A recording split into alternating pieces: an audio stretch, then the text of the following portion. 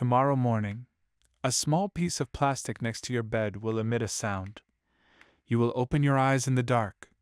You will pull your body out of bed, and you will go to a place you do not want to be, to do things you do not want to do, for roughly 90,000 hours of your life.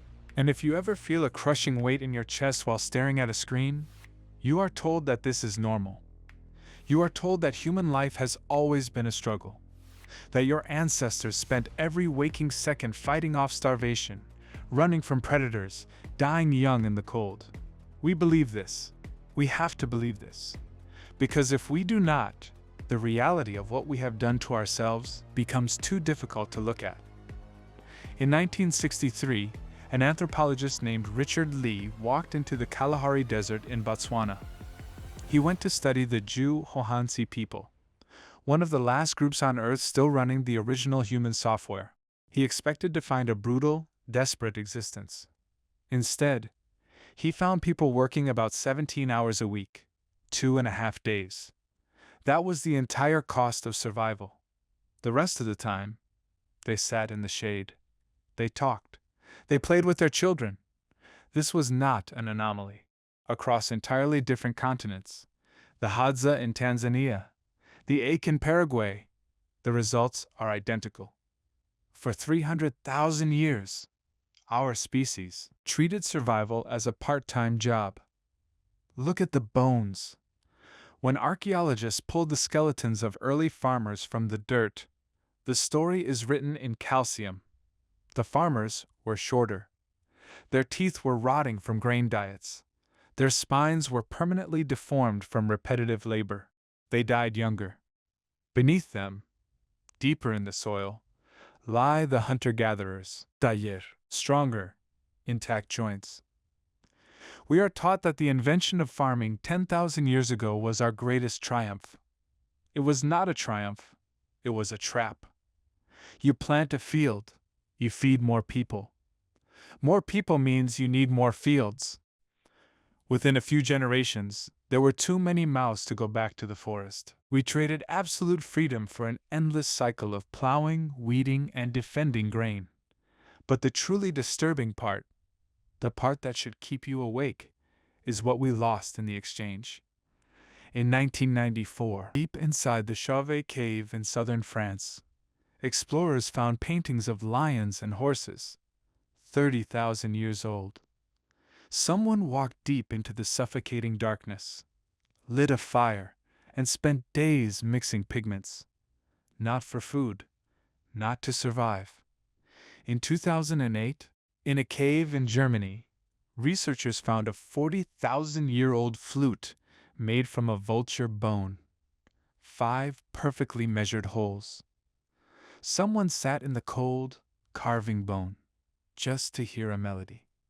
They did not do this after a grueling 9-to-5 shift.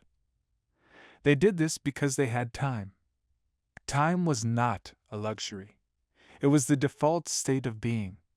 The software running in your brain right now was coded for that world.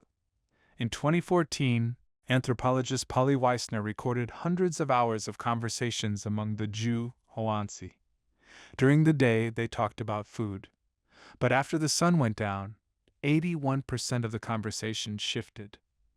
Around the fire, they told stories, myths, jokes. They built human culture in the dark, and they did not sleep like you do. Before artificial light, humans slept in 2 phases. 4 hours of sleep, then an hour or 2 of quiet wakefulness in the pitch black, then 4 more hours. That midnight hour was for thinking, for reflection. Now, you wake up at 3 a.m. with a racing heart, staring at the ceiling, wondering what is wrong with you. You call it insomnia. It is not a disorder. It is your ancient brain waking up for its sacred hour of reflection, only to find itself trapped in a modern bedroom, crushed by the anxiety of an alarm clock that will go off in 3 hours. We did not just change our environment, we broke our own habitat. We built cities of concrete and glass, where we spend 6 hours a day looking at screens instead of human faces. In the ancient world, your survival depended on your social bonds. You groomed each other, you shared meat. If you were isolated, you died. Today, you can live your entire life in an apartment building surrounded by thousands of people and never know a single one of their names. You buy your food from a machine. You pay rent to a corporation. You are perfectly safe and entirely alone. You spend 90,000 hours of your life chasing a concept called success. You sacrifice your sleep, your joints, your peace of mind to climb a ladder that did not exist for 99% of human history.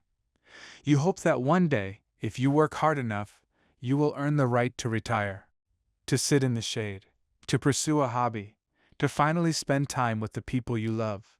You are exhausting your entire existence to buy back a fraction of the life your ancestors got for free. There is nothing wrong with you. You are not lazy. You are not broken. You are just a wild animal, trying to survive in a cage you built for yourself, with no memory of what it feels like to run free.